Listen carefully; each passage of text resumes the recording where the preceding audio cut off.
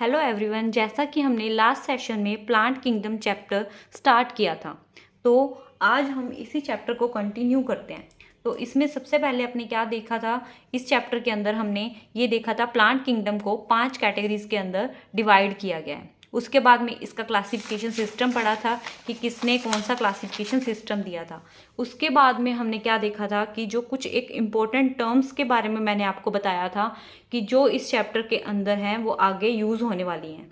तो जो भी बच्चा इस लेक्चर को फर्स्ट टाइम यानी इस चैनल पे नया है, तो पहले वो प्लांट किंगडम का जो फर्स्ट लेक्चर है उसको ध्यान से सुन ले, जिससे क्या होगा कि फिर ही आपको ये सेकंड लेक्चर समझ में आएगा। अदरवाइज़ आपको कुछ भी समझ में नहीं आएगा, क्योंकि ये जो टर्म्स हैं वो आगे बहुत ज़्यादा यूज़ होने वाली हैं। अगर आपको इसका मीनिंग ही नहीं पता होगा तो आपको समझ में नहीं आएगा। इसीलिए फर्स्ट लेक्चर के अंदर मैंने आपको ये सारी टर्म्स हैं उनका मीनिंग है वो बता दिया था। फिर उसके बाद में इन टर्म्स को करने के बाद में मैंने आपको ये जो 5 कैटेगरीज है प्लांट किंगडम की, उसके बारे में जो कंपैरिजन करके स्टडी की थी अपनों ने कि इनमें क्या क्या कंपैरिजन होता है, तो वो हमने देखा था। जिससे क्या है कि अब आपको जो चैप्टर करेंगे अब अपने डिटेल के अंदर, तो इससे क्या है कि आपको कोई भी टाइप की दिक्कत नहीं आएगी। तो ये अब अपने आगे इसके जो लास्ट सेशन जहाँ पे छोड़ा था उसके आगे से अपने स्टार्ट कर रहे हैं। तो जिसमें सबसे पहले अपने आज क्या करेंगे, एल्गी, जो कि प्लांट किंगडम की फर्स्ट कैटेगरी है, एल्गी के बारे में अपने पढ़ेंगे। तो सबसे पहले एल्गी के कैरेक्टरिस्टिक देखते हैं अपने।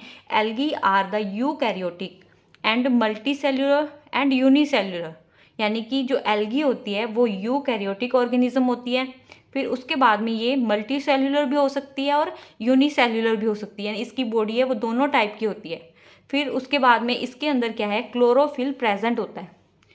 फिर उसके बाद में इसकी बॉडी अगर देखें तो इसकी बॉडी होती है वो थैलस लाइक होती है इस तरीके की, तो इसलिए इसकी बॉडी को क्या कहेंगे, thalloid type body is present in algae. फिर उसके बाद में अपने देखते हैं कि इसका जो हैबिटाट है एल्गी का वो कैसा होगा। जो एल्गी होती है वो एक्वेटिक होती है। अब एक्वेटिक में भी मरीन और फ्रेश वाटर दोनों टाइप के वाटर के अंदर प्रेजेंट हो सकती है। कैसे, अब मरीन वाटर है यानी कि सोल्टी सी के अंदर भी प्रेजेंट होती है, और फ्रेश वाटर के अंदर रिवर और पॉन्ड दोनों के अंदर प्रेजेंट होती है। अब इन दोनों में क्या फ़र्क होता है रिवर और पॉन्ड के अंदर। रिवर वो होता है जिसके अंदर क्या है कि जो फ्लोइंग वाटर यानी कि बहता हुआ पानी होता है, और पॉन्ड वो होता है जिसके अंदर पानी होता है लेकिन स्टैग्नेंट वाटर, मतलब कि ठहरा हुआ पानी जिसका बहाव नहीं होता। तो यानी एल्गी है वो मरीन वाटर के अंदर भी प्रेजेंट होती है और फ्रेश वाटर के अंदर भी प्रेजेंट होती है। इसके साथ साथ में ये तो इसका क्या यूजुअल हैबिटाट है कि एल्गी है वो एक्वेटिक होती है। उसके साथ साथ में कुछ एक अनयूजुअल हैबिटाट्स भी होते हैं इसके।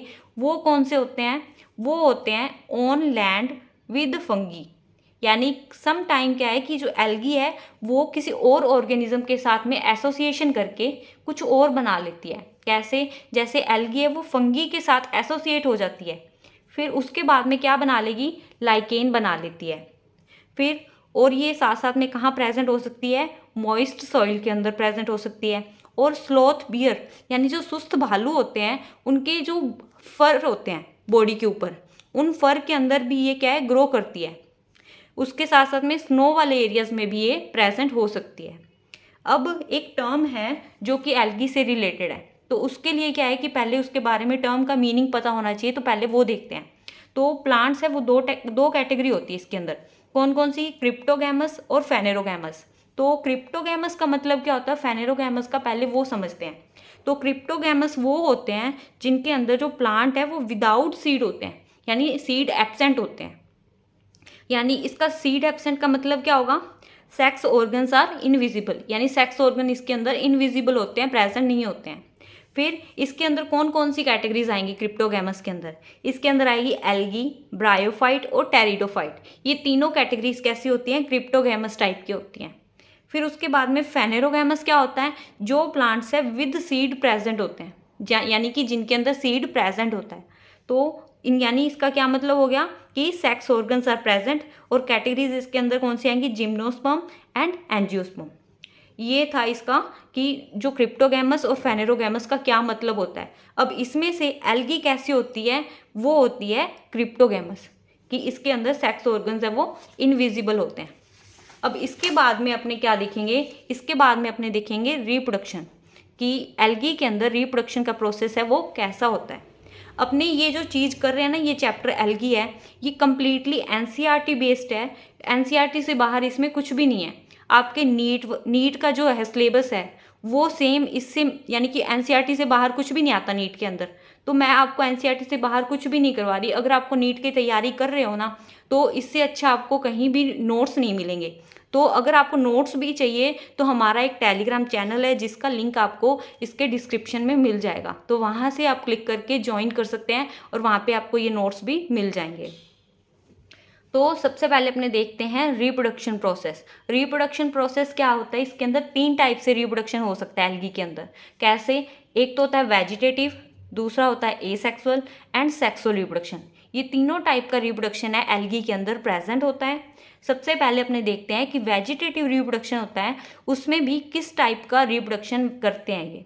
तो इसके अंदर 2 टाइप से रिप्रोडक्शन हो सकता है वेजिटेटिव में भी। इसमें कैसा हो सकता है, बाइनरी फ्यूजन भी कर सकते हैं एल्गी और फ्रेगमेंटेशन भी करते हैं।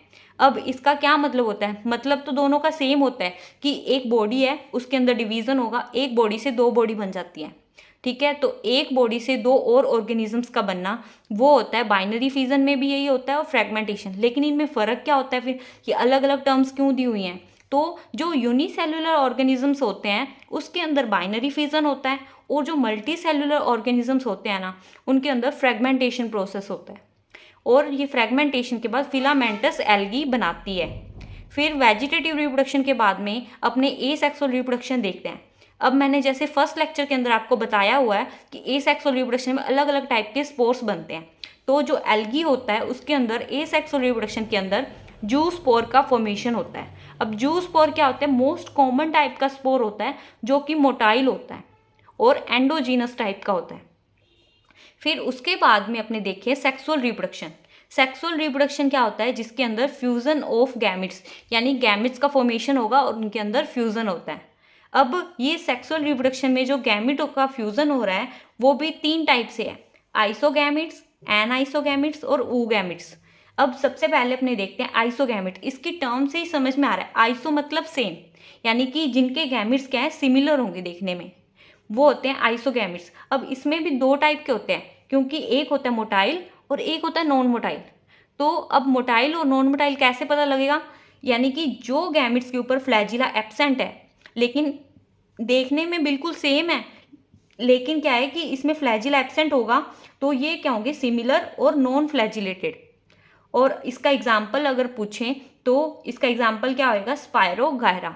स्पायरोगायरा क्या होगा, आइसोगैमिट्स होते हैं बट नॉन फ्लैजिलेटेड, मतलब नॉन मोटाइल होंगे, यानी ये मूव नहीं कर सकते। फिर दूसरा आइसोगैमिट का टाइप हो जाएगा जिसमें ये देखने में बिल्कुल सिमिलर होंगे बट फ्लैजिलेटेड होंगे, यानी इनमें फ्लैजिला प्रेजेंट होता है। अब इस स्पायरोगायरा पे क्वेश्चन ये पूछा जा सकता है कि जो स्पायरोगायरा होता है वो किस टाइप का गैमिट होता है, तो ये सिमिलर यानी आइसोगैमिट होता है और नॉन फ्लैजिलेटेड होता है, यानी नॉन मोटाइल होता है। फिर उसके बाद में अगर अपने देखें एन आइसोगैमिट्स। एन आइसोगैमिट मतलब जो गैमिट्स हैं वो डिसिमिलर इन साइज, यानी कि जिनका साइज है वो सिमिलर नहीं होगा। तो अब इसके अंदर भी 2 टाइप के हैं फ्लैजिला के बेसिस पे। इसमें भी क्या है कि ये देखने में तो लगभग सेम होते हैं, बस हल्का फुल्का साइज का डिफरेंस होता है, बिल्कुल थोड़ा सा ही डिफरेंस होता है, ज़्यादा डिफरेंस नहीं होता कि एक थोड़ा सा बड़ा होगा एक थोड़ा सा ही छोटा होगा। तो एक पर फ्लैजिला प्रेजेंट भी हो सकते हैं और दूसरे पे नहीं होंगे। तो जिन पे फ्लैजिला प्रेजेंट होते हैं वो होते हैं फ्लैजिलेटेड यानी कि मोटाइल, और जिन पे फ्लैजिला एब्सेंट होंगे नॉन फ्लैजिलेटेड, तो ये क्या होंगे, नॉन मोटाइल। अब इसका एग्जाम्पल होता है कुछ एक स्पीसीज क्लेमाइडोमोनास की एन आइसोगैमिट टाइप में आती है। फिर उसके बाद में अपने देखें oogamous। oogamous क्या होता है, जिसके अंदर क्या है कि गैमिट्स हैं, एक गैमिट तो बिल्कुल छोटा होता है और एक गैमिट साइज में बड़ा होता है, यानी कि इस तरीके से जैसे एक बिल्कुल छोटा होगा तो एक ज़्यादा बड़ा होगा। और इसके अंदर भी क्या होता है कि जो मेल गैमिट होते हैं वो होते हैं साइज़ में छोटे, और फीमेल गैमिट होते हैं वो साइज़ में बड़ी होती है। अब आपको जैसे पता है कि जब कोई साइज़ में छोटा है या कोई पतला है तो वो क्या है कि ज़्यादा जल्दी रन करेगा, यानी कि मूव कर सकता है, लेकिन जो बड़ा होता है वो जल्दी थक जाता है। तो इससे अपने याद रख सकते हैं कि जो छोटे होते हैं ना वो तो उन पे फ्लैजिला प्रेजेंट होता है, यानी वो मोटाइल होंगे, लेकिन जो बड़े होंगे यानी कि फीमेल है वो क्या है कि एग उसका बड़ा होता है, तो फिर वो क्या है कि नॉन मोटाइल होंगे, क्योंकि वो बड़े हैं तो वो जल्दी चल नहीं पाएगी और थक जाएगी। तो जो फीमेल गैमीट होते हैं इसके अंदर, वो तो होते हैं साइज में लार्ज बट नॉन मोटाइल, और जो मेल गैमीट होते हैं वो साइज में क्या होते हैं, छोटे होते हैं लेकिन मोटाइल होते हैं। तो इसमें दो टाइप के होते हैं। अब मोटाइल और नॉन मोटाइल में भी कैसे होंगे कि मोटाइल है तो फिर इसमें मेल गैमिट सिर्फ मोटाइल होगा और फीमेल गैमिट है वो नॉन मोटाइल होगी, और साइज में ये छोटा है तो ये मेल गैमिट है और ये बड़ा है तो ये फीमेल गैमिट है। इसका एग्जाम्पल आ जाएगा वॉल्वॉक्स और फ्यूकस, ये oogamous के मोटाइल के एग्जाम्पल हैं। फिर उसके बाद में अपने देखें कि जिनमें कई कई ऐसे भी मेल गैमिट्स होते हैं जिनके अंदर फ्लैजिला एब्सेंट होता है, तो वो क्या आएंगे कि वो सारे किस कैटेगरी के अंदर आ जाते हैं। एल्गी के अंदर ना 3 कैटेगरीज होती हैं, एक होती है ग्रीन एल्गी, एक होती है ब्राउन एल्गी, एक होती है रेड एल्गी। तो जो रेड एल्गी के जो भी मेंबर्स होंगे ना वो सारे नॉन मोटाइल होंगे और oogamous टाइप का रिप्रोडक्शन उनमें प्रेजेंट होगा। तो ये था रिप्रोडक्शन के बारे में। फिर उसके बाद में अपने स्टार्ट करते हैं कि एल्गी के कैरेक्टरिस्टिक, जो नॉर्मल कैरेक्टरिस्टिक अपनों ने लास्ट के लेक्चर के अंदर भी पढ़ा था कि इनकी जो कंपैरिजन किया था ना, तब अपनों ने देखा था इनके अंदर डोमिनेंट फेज कैसे होती है, इनका नेचर कैसा होता है, तो उसके बारे में अब अपने पढ़ते हैं। तो अभी जैसे मैंने आपको बताया था कि जो एल्गी होती है वो क्रिप्टोगैमस होती है। अभी आप मेरे को कमेंट सेक्शन में ये लिख के बताओ कि क्रिप्टोगैमस का क्या मतलब बताया था मैंने। तो क्रिप्टोगैमस क्या थे, जो कि क्या है, प्लांट्स ऐसे जिनमें सीड एब्सेंट होता है। फिर उसके बाद में नॉन वेस्कुलर होते हैं ये, यानी कि वेस्कुलर सिस्टम इनमें एब्सेंट होता है। फिर उसके बाद में नॉन एम्ब्रियोफाइट्स, यानी एम्ब्रियो का फॉर्मेशन इसमें नहीं होता है। अब नॉन वेस्कुलर का मतलब क्या होता है, वेस्कुलर सिस्टम मतलब जाइलम और फ्लोएम, ये दोनों क्या होंगे, एब्सेंट होंगे। और जाइलम और फ्लोएम के बारे में डिटेल में अपने आपका जो नेक्स्ट चैप्टर कभी करेंगे एनाटॉमी ऑफ फ्लावरिंग प्लांट, तो उसके अंदर डिटेल में पढ़ेंगे अपने। फिर उसके बाद में अपने इसकी जो सेक्सुअल रिप्रोडक्शन से रिलेटेड जो फेजेस होती हैं इसके अंदर, तो फेजेस में डोमिनेंट फेज और एक अदर फेज, दोनों टाइप की फेज प्रेजेंट होती है। तो डोमिनेंट फेज जो एल्गी के अंदर होती है वो होती है गैमिटोफाइट। ये स्टार पॉइंट है इसका कि डोमिनेंट फेज है वो गैमिटोफाइट होती है। फिर उसकी अदर फेज होती है वो स्पोरोफाइट, यानी दोनों फेजेस प्रेजेंट होती है लेकिन एक ज़्यादा डोमिनेंट होगी, दूसरी वाली कम होगी। तो इसके अंदर डोमिनेंट फेज कौन सी है, गैमिटोफाइट, और अदर फेज कौन सी है, स्पोरोफाइट। फिर स्पोरोफाइट कैसे बनती है, स्पोरोफाइट कोई फेज आ गई मान लो, ठीक है, इसके अंदर, तो फिर क्या होगा, स्पोरोफाइट से क्या होगा कि जो स्पोर्स बनते हैं, वो स्पोर कैसे बनते हैं, जाइगोट के अंदर मियोसिस का प्रोसेस होता है जिससे स्पोर फॉर्मेशन होती है। फिर स्पोर से आगे क्या बन जाते हैं, गैमिटोफाइट बन जाते हैं। अब अपने देखते हैं कि एल्गी का बॉडी ऑर्गेनाइजेशन कैसा होता है। अब बॉडी ऑर्गेनाइजेशन के अंदर अपने देखें तो यूनिसेल्युलर कॉलोनियल और मल्टी सेल्युलर, ये तीनों टाइप के बॉडी ऑर्गेनाइजेशन एल्गी के अंदर प्रेजेंट होता है। अब किस किस तरीके से होता है, तो यूनिसेल्युलर के अंदर क्या आते हैं, क्लेमाइडोमोनास, यानी कि इनकी बॉडी कैसी होगी, सिंगल सेल से बनी हुई होगी, तो क्लेमाइडोमोनास और मोटाइल होते हैं, क्लोरेला नॉन मोटाइल, ये इसके एग्जाम्पल्स हैं यूनिसेल्युलर एल्गी के। तो यूनिसेल्युलर एल्गी में मोटाइल का एग्जाम्पल है क्लेमाइडोमोनास, नॉन मोटाइल का एग्जाम्पल है क्लोरेला। फिर उसके बाद में अपने देखें यूनिसेल्युलर कॉलोनियल, यानी कॉलोनी की फॉर्म में प्रेजेंट होंगे, ठीक है। अब वो उसमें कौन से एग्जाम्पल आएंगे, वॉल्वॉक्स क्या होते हैं, मोटाइल होते हैं, और ये सिंगल एग्जाम्पल है यूनिसेल्युलर कॉलोनियल का। अब मोटाइल कैसे होंगे, क्योंकि वॉल्वॉक्स के अंदर फ्लैजिला प्रेजेंट होता है। फिर उसके बाद में मल्टी सेल्युलर एल्गी देखें तो इसके दो एग्जाम्पल आते हैं, स्पायरोगायरा और यूलोथ्रिक्स। अब ये जो एग्जाम्पल्स हैं कि यूनिसेल्युलर में क्लोमाइडोमोनास और क्लोरेला आएगा, यूनिसेल्युलर कॉलोनियल है, कॉलोनियल के अंदर वॉल्वॉक्स आते हैं, तो इसका अपने डायग्राम देखें तो उससे भी समझ में आ जाएगा अपने को। फिर मल्टी सेल्युलर होते हैं, वो होते हैं स्पायरोगायरा और यूलोथ्रिक्स। अब इनके एग्जाम्पल को लर्न करने का एक ही तरीका है कि अगर अपने इसकी बार बार रिवीजन करेंगे, जितनी ज़्यादा रिवीजन करेंगे ना तो हमें ये एग्जाम्पल्स उतने ही ज़्यादा लर्न होंगे। अगर आप सोचो कि आप अब एक बार पढ़ लिया और सीधा एग्ज़ाम टाइम में इसको खोल के देखोगे तो शायद आपको ये याद नहीं रहेंगे। बायो में एक ऐसी चीज़ है कि हमें इसको बार बार रिवाइज करना पड़ता है, फिर ही हमें ये याद रहती है कि थोड़े थोड़े टाइम के बाद में आप इसको ज़रूर देख लेना, एक बार एग्जांपल्स देख लेना सारे, एक बार रिवीजन अगर पढ़ा हुआ होता है ना तो इसको रिवाइज़ करने में भी ज़्यादा टाइम नहीं लगता है, तो इसको रिवाइज़ करते रहना। फिर उसके बाद में अपने करते हैं जो एल्गी की 3 कैटेगरीज मैंने आपको बताई थी कि ग्रीन एल्गी, ब्राउन एल्गी और रेड एल्गी। तो जिसके अंदर सबसे पहले अपने ग्रीन एल्गी करते हैं। अब ग्रीन एल्गी का दूसरा नाम होता है क्लोरोफाइसी। क्लोरोफाइसी का मतलब है ग्रीन एल्गी। अब कैसे? क्लोरोफिल, क्लोरोफाइसी से पता लग रहा है क्लोरोफिल प्रेजेंट है। अब क्लोरोफिल है तो ग्रीन, क्लोरो नाम आ गया ना तो मतलब ग्रीन, तो क्लोरोफाइसी ग्रीन एल्गी। अब इसके कैरेक्टरिस्टिक अपने एक एक करके देखते हैं और ये देखेंगे कि इसमें किस टाइप के क्वेश्चन भी पूछे जाते हैं, वो भी मैं आपको बताऊंगी। तो सबसे पहले अपने देखते हैं इसका हैबिटाट कि क्लोरोफाइसी है वो किस टाइप के वो हैबिटाट में प्रेजेंट होते हैं। तो जो क्लोरोफाइसी होते हैं ना वो होते हैं मोस्टली फ्रेश वाटर में प्रेजेंट, यानी ये एक अकेले ऐसे होते हैं जो कि मोस्टली फ्रेश वाटर में प्रेजेंट होते हैं, और कुछ एक ही क्लोरोफाइसी ऐसे होते हैं जो कि मरीन वाटर के अंदर प्रेजेंट होते हैं। फिर उसके बाद में अगर अपने देखें तो इसका बॉडी ऑर्गेनाइजेशन कैसा होगा? यूनिसेल्युलर भी हो सकता है और मल्टी सेल्युलर, यानी एक सिंगल सेल से भी बना हो सकता है और कई सेल से मिलकर भी बना हो सकता है क्लोरोफाइसी। फिर उसके बाद में अपने अगर इसकी एल्गी की, क्लोरोफाइसी ग्रीन एल्गी की सेल वॉल का ऑर्गेनाइजेशन देखें तो कैसा होगा? इसका कंपोजिशन होता है सेल्यूलोज की बनी हुई होती है प्लस गैलेक्टोन प्लस मैनोज, ये तीनों चीज़ें इसकी सेल वॉल के अंदर प्रेजेंट होती है। और ये सबसे इम्पोर्टेंट पॉइंट है, ये क्या है कंपटीशन एग्जाम के अंदर पूछा जाता है कि जो ऐसे पूछ सकते हैं कि जो क्लोरोफाइसी ग्रीन एल्गी है उसकी सेल वॉल है वो कैसी बनी होती है, उसका कंपोजिशन क्या होता है? तो सेल्यूलोज प्लस गैलेक्टोन प्लस मैनोज, ये तीनों इसकी सेल वॉल के अंदर प्रेजेंट होते हैं। अब इसकी सेल वॉल होती है वो 2 लेयर्ड होती है। कौन कौन सी? इसकी आउटर लेयर है वो कैसी बनी होगी? पेक्टोल्स की बनी हुई होगी, और इनर लेयर होती है वो सेल्यूलोज की बनी हुई होती है।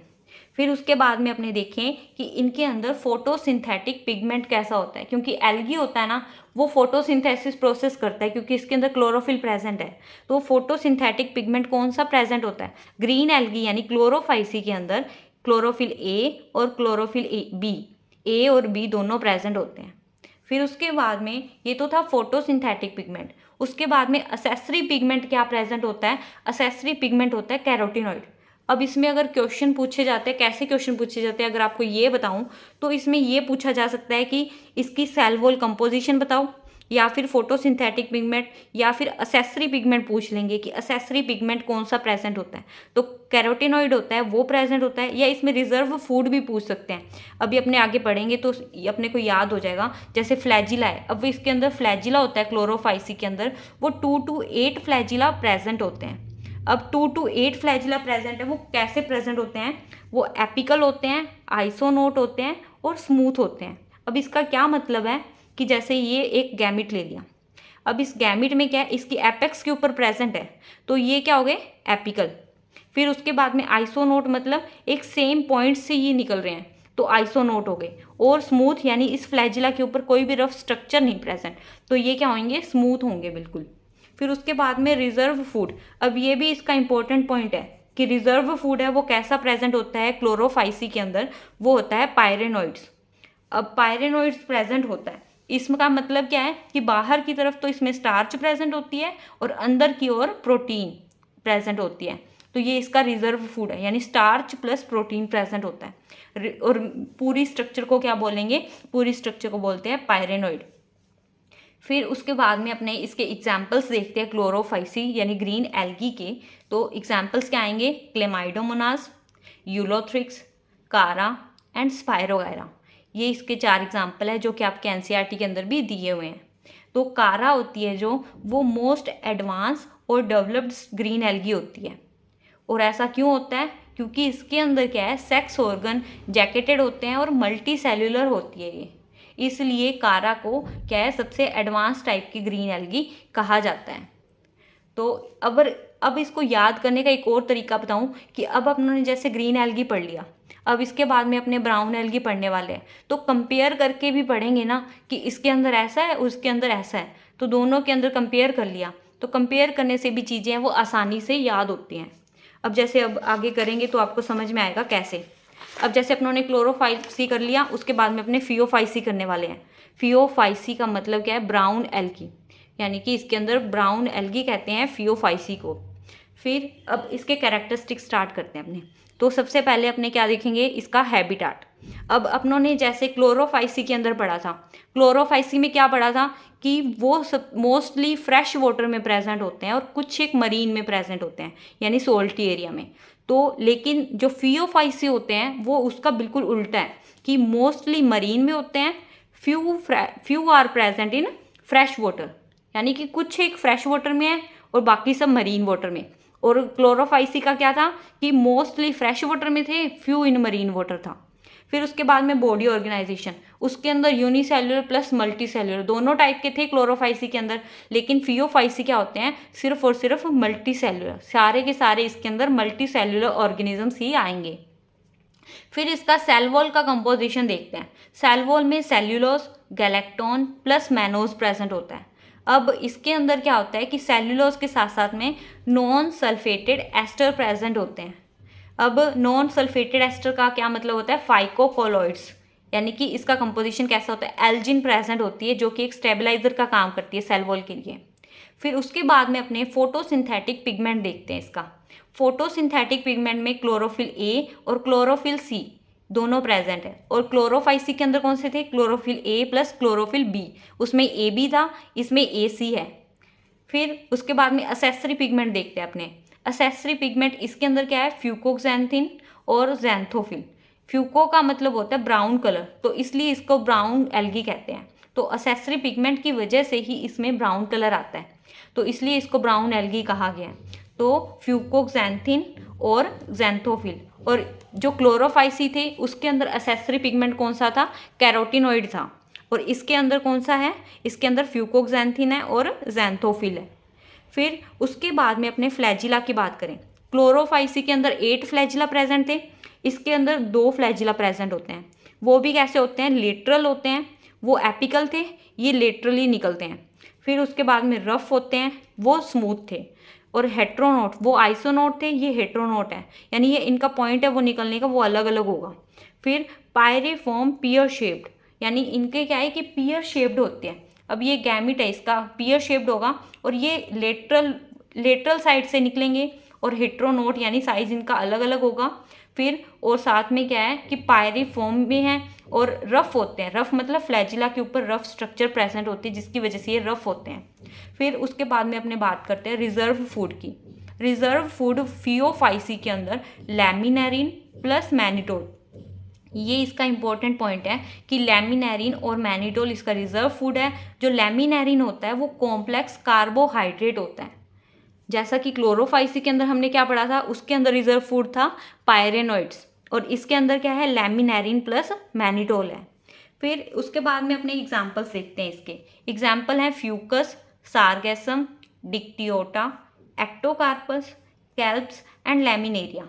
ये इसके एग्जाम्पल्स हैं जो कि आप कई बार पढ़ोगे तो आसानी से याद हो जाएंगे। तो क्या क्या है? Fucus, sargassum, dictyota, ectocarpus, kelps and laminaria. तो कैल्प्स इसका मोस्ट इंपॉर्टेंट एग्जाम्पल है। और लैमिनेरिया जैसे इसके अंदर लैमिनेरिन रिजर्व फूड प्रेजेंट होता है, तो उससे भी याद हो जाएगा कि लैमिनेरिया इसका एग्जाम्पल है। फिर इसका बॉडी ऑर्गेनाइजेशन अगर देखें ना, तो इसको 3 होते हैं, 3 पार्ट हैं। कैसे? इसका सबस्ट्रेटम में जो बिल्कुल नीचे की तरफ होता है वो होता है होल्ड फास्ट। फिर उसके बाद में जो ये स्ट्रक्चर है स्टाइप, और ये है फ्रॉन्ट। ये फ्रॉन्ट होता है वो किस में हेल्पफुल होता है? फोटोसिंथेटिक ऑर्गन होता है ये इसकी प्लांट बॉडी है ब्राउन एल्गी की। फिर उसके बाद में अगर अपने देखें तो फियोफाइसी रेड एल्गी, नहीं Rhodophyceae, sorry Rhodophyceae red algae. फिर इसका हैबिटाट देखते हैं सबसे पहले। जैसा कि हमने फियोफाइसी में पढ़ा था, mostly marine and few in fresh water, same Phaeophyceae वाला ही हैबिटाट इसका है। सिर्फ एक क्लोरोफाइसी ही ऐसे हैं जिसके अंदर फ्रेश वाटर में मोस्टली थे, कुछ एक मरीन वाटर के अंदर थे। लेकिन फियोफाइसी और रोडोफाइसी इन दोनों के अंदर क्या है? मोस्टली मरीन वाटर के अंदर है और कुछ एक ही फ्रेश वाटर के अंदर प्रेजेंट होते हैं। फिर उसके बाद में अगर अपने देखें इसका body organisation, body organisation rhodophyceae का क्या होता है? Red algae, mostly multi cellular, few are unicellular. कि ज़्यादातर ये मल्टी सेल्यूलर होंगे, लेकिन कुछ एक इसके अंदर यूनिसेल्यूलर होते हैं। और अब उन्होंने फियोफाइसी और क्लोरोफाइसी में क्या पढ़ा था? फियोफाइसी में पढ़ा था जो वो था कि ये सारे के सारे मल्टी सेल्यूलर होते हैं। और क्लोरोफाइसी के अंदर क्या था? क्लोरोफाइसी के अंदर मल्टी सेल्यूलर भी थे और यूनिसेल्यूलर भी थे, लेकिन इसके अंदर मोस्टली मल्टी सेल्यूलर हैं और कुछ एक ही यूनिसेल्यूलर होते हैं। फिर उसके बाद में अपने सेल वॉल देखते हैं। इसकी सेल वॉल है वो कैसी होगी? सेल्यूलोज की बनी हुई होती है और सल्फेटेड एस्टर प्रेजेंट होता है इसका कंपोजिशन। और सल्फेटेड एस्टर में hydrocolloids are present, agar agar and carrageenans. अब जैसा कि फियोफाइसी के अंदर क्या डिफरेंस था? सेल्यूलोज तो इसमें भी प्रेजेंट था, लेकिन उसमें नॉन सल्फेटेड एस्टर था जो क्या था? फाइकोकोलॉइड्स प्रेजेंट थे। इसके अंदर हाइड्रोकोलॉइड्स हैं, वो फाइकोकोलॉइड्स थे, यानी फियोफाइसी से फाइकोकोलॉइड आप ऐसे याद रख सकते हो। उसके अंदर एल्जिन प्रेजेंट था, तो इसके अंदर अगार अगार प्रेजेंट होता है, कैराजेनिन। फिर उसके बाद में फोटोसिंथेटिक पिगमेंट। अब फोटोसिंथेटिक पिगमेंट है वो क्लोरोफाइसी के अंदर कैसा था? AB, फियोफाइसी में AC और रोडोफाइसी के अंदर होता है AD। ठीक है, फिर असेसरी पिगमेंट देखते हैं अपने। असेसरी पिगमेंट है वो क्या होते हैं? R फाइकोइरिथ्रिन, जो कि इसकी वजह से ही रेड कलर आता है इसका, रेड एल्गी का। तो R फाइकोइरिथ्रिन जो कि बॉटम ड्वेलर्स होते हैं। बॉटम ड्वेलर का मतलब क्या होता है? जो क्या बिल्कुल डीप में प्रेजेंट होते हैं ना, उनको बोलते हैं बॉटम ड्वेलर्स। ठीक है, अब इसके अंदर R फाइकोइरिथ्रिन है। अब अपने फियोफाइसी का याद करते हैं, जिससे कि अपने कोई कंपैरिजन करके पढ़ेंगे तो याद हो जाए। तो फियोफाइसी के अंदर क्या होता है? असेसरी पिगमेंट फ्यूकोक्सैंथिन और ज़ैंथोफिल था, और इसके अंदर R फाइकोइरिथ्रिन है। और अगर आप चाहो तो एज इट इज़ सेम ऐसे ही नोट्स खुद के हाथ से भी बना सकते हो, कि जैसा जैसा मैं आपको पढ़ा रही हूँ तो साथ साथ में आप वीडियो को पॉज करके फिर उसके नोट्स को खुद के नोटबुक में भी लिख सकते हो। और जिससे क्या खुद से लिखते हैं ना, तो बल्कि चीज़ें आसानी से और बहुत ज़्यादा जल्दी याद होती हैं। अगर आपको नोट्स बनाने हैं, और वैसे भी मैंने आपको बताया कि हमारा एक टेलीग्राम चैनल है जिस पे क्या है कि जैसे ही चैप्टर कंप्लीट हो जाता है तो हम उसके नोट्स हैं वो इसमें डाल देते हैं, तो आप वहाँ से भी डाउनलोड कर सकते हैं और उनकी कॉपी भी निकलवा सकते हैं, और चाहे तो हाथ से लिख भी सकते हैं। तो ये नोट्स हैं वो आपके बोर्ड एग्जाम में एक इस तरीके के पैटर्न से अगर आप क्वेश्चन करके आओगे ना, तो ऑब्वियस सी बात है कि वहाँ पे आपको फुल मार्क्स ही देंगे हर कोई भी नंबर नहीं काट सकता आपका। फिर अब ये हो गया था, अपनों ने एसेसरी पिगमेंट इसका पढ़ लिया, R फाइकोइरिथ्रिन होता है। फिर उसके बाद में अगर फ्लैजिला की बात करें तो रोडोफाइसी, अपनों ने जैसे मैंने आपको पहले बताया है कि रोडोफाइसी नॉन मोटाइल होते हैं, नॉट फ्लैजिला प्रेजेंट। ठीक है, अब ये तो हो गया। उसके बाद में रिजर्व फूड देखते हैं। इसका रिजर्व फूड है, इसके अंदर फ्लोरिडियन स्टार्च प्रेजेंट होती है। क्या होता है? Floridean starch, similar to amylopectin and glycogen, यानी जो कि अमाइलोपैक्टिन और ग्लाइकोजन के जैसा होता है। फिर एग्जाम्पल देखें इसके, एग्जाम्पल्स इसके बहुत ज़्यादा इंपॉर्टेंट हैं, जो कि आप क्या टिप्स पे रखोगे तो ज़्यादा बेस्ट रहेगा, कि gelidium, gracilaria, porphyra and Polysiphonia, ये इसके 4 एग्जाम्पल्स हैं जो आपके एनसीईआरटी में भी दिए हुए हैं। तो ये 4 एग्जाम्पल आपको याद रखने हैं कि रोडोफाइसी के कौन कौन से होते हैं? Gelidium, gracilaria, porphyra and Polysiphonia. फिर उसके बाद में अपने इनके अंदर रिप्रोडक्शन कैसा होता है उसको देखते हैं। तो वेजिटेटिव रिप्रोडक्शन के अंदर क्या आएगा? फ्रेगमेंटेशन, क्योंकि मोस्टली मल्टी सेल्यूलर होते हैं ना, तो इसके अंदर क्या है? फ्रेगमेंटेशन के वे में वेजिटेटिव रिप्रोडक्शन करता है ये। फिर एसेक्सुअल रिप्रोडक्शन देखेंगे तो नॉन मोटाइल स्पोर्स के थ्रू करेगा। फिर सेक्सुअल रिप्रोडक्शन अगर देखें, क्योंकि हमें पता है ये नॉन मोटाइल होते हैं, तो by non motile gametes and oogamete, complex post fertilisation development. इसके अंदर ये इंपॉर्टेंट पॉइंट है कि oogamete के अंदर जो कॉम्प्लेक्स पोस्ट फर्टिलाइजेशन टाइप का डेवलपमेंट होता है, और ये नॉन मोटाइल टाइप के गैमिट्स होते हैं। ठीक है, उसके बाद में अगर अपने कुछ एक इम्पॉर्टेंट कैटेगरी यानी कैरेक्टरिस्टिक्स हैं एल्गी की, जो कि आपको पता होनी चाहिए, इस पे भी क्वेश्चन है वो पूछ लिया जाता है। तो half of the total CO2 fixation है वो कौन कर सकती है? एल्गी कर सकती है। ये आपके एनसीईआरटी की लाइन्स है सारी, कि एल्गी है वो हमारे जो एनवायरनमेंट के अंदर उसका हाफ पार्ट है, उसका CO2 फिक्सेशन है वो कौन करता है? वो एल्गी करती है।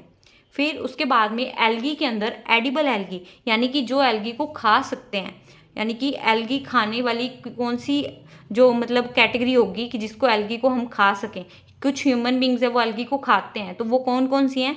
पोरफायरा और लैमिनेरिया। अब लैमिनेरिया है वो किसके अंदर आती है? जैसा कि हमने पढ़ा था वो फियोफाइसी के अंदर आती है, और पोरफायरा हमने पढ़ा अभी वो आती है रोडोफाइसी के अंदर। तो एक रोडोफाइसी है, एक फियोफाइसी है। कौन कौन सी? पोरफायरा रोडोफाइसी और लैमिनेरिया फियोफाइसी। इन दोनों एल्गीज को ह्यूमन बींग है वो खा सकते हैं, ये एडिबल एल्गी होती है। फिर उसके बाद में ब्राउन एल्गी के अंदर एक इम्पॉर्टेंट पॉइंट होता है कि इनके अंदर जो फर्टिलाइजेशन होता है वो एक्सटर्नल भी हो सकता है और इंटरनल भी हो सकता है। फिर उसके बाद में ग्रीन एल्गी की अगर एक इम्पॉर्टेंट पॉइंट को देखें तो इनके अंदर जो क्लोरोप्लास्ट प्रेजेंट होता है, क्योंकि हमें पता है कि इसके अंदर क्लोरोप्लास्ट है ही प्रेजेंट होगा, लेकिन वो अलग अलग शेप में होता है। तो कौन कौन सी शेप होती हैं? 3 शेप दी हुई हैं।